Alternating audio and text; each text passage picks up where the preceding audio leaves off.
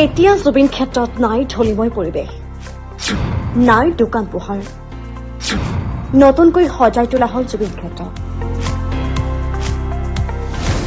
সামাজিক মাধ্যমত জুবিন ক্ষেত্ৰৰ অপৰিষ্কাৰ ঢলিময় পৰিৱেশৰ কথা প্ৰচাৰ হোৱাৰ পিছতে যেন পুনৰ নতুনকৈ সজাই পৰাই তোলা হ'ল জুবিন ক্ষেত্ৰ।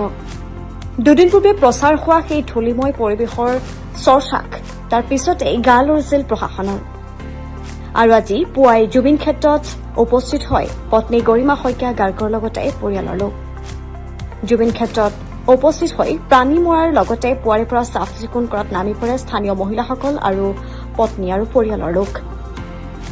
পুৱাই পৰিয়ালৰ সৈতে জুবিন ক্ষেত্ৰত গৰিমা শইকীয়া গাৰ্গ উপস্থিত হৈ সকলোৱে একেলগে চাফ চিকুণ কৰে।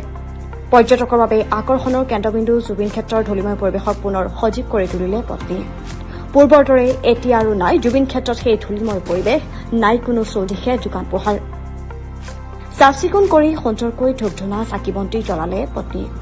তাৰ পিছতে চৰকাৰে জুবিন ক্ষেত্ৰৰ দেৱাল নিৰ্মাণ আৰু জুবিন ক্ষেত্ৰৰ সুৰক্ষা সন্দৰ্ভত পত্নী গৰিমা শইকীয়া গাৰ্গে এনেদৰে কয় সামাজিক মাধ্যমৰ আগত।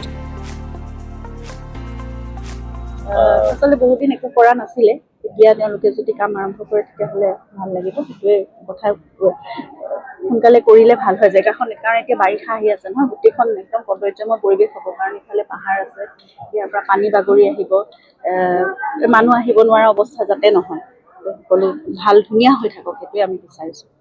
শেষত আৰু এটা কথা জানিব বিচাৰিছোঁ, যিটো বিচাৰ প্ৰক্ৰিয়া চলি আছে সেইটো কিছু দেহেমীয়া বা কিছু সময়ৰ প্ৰয়োজন হ'ব, কেনেধৰণে বিচাৰিছে বিচাৰ প্ৰক্ৰিয়াটো আগবঢ়াই যোৱাটো? আমিতো বিচাৰিছোঁ, কৈয়ে আছোঁ, মই ইতিমধ্যে সকলোখিনি কথা কৈছোঁ, ইতিমধ্যে নতুনকৈ ক'বলৈ একো নাই।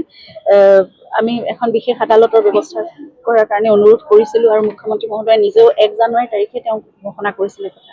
গতিকে তেনেদৰে আগবাঢ়ক। এতিয়া বিচাৰ প্ৰক্ৰিয়া এটা প্ৰক্ৰিয়াৰ মাজেৰে চলি থাকে, গতিকে আমি ধৈৰ্য সহকাৰে ৰৈ আছোঁ। কিন্তু মই ইতিমধ্যে কৈছোঁ যে কাৰো যাতে জামিন নহওক আৰু পানী নসৰকাকৈ বিচাৰ সম্পন্ন হওক, সকলো দোষীয়ে শাস্তি পাওক। ইয়াত যিমানখিনি এতিয়া ইমান ডাঙৰ এখন চাৰ্জশ্বিট দিছে, এখন ভলিউমিনাছ চাৰ্জশ্বিট, তাত সকলো কথা নিশ্চয় ভালদৰে আছে। সকলোবোৰ তথ্য প্ৰমাণেৰে সৈতে সকলো দোষ আদালতত এতিয়া প্ৰতিষ্ঠা হওক।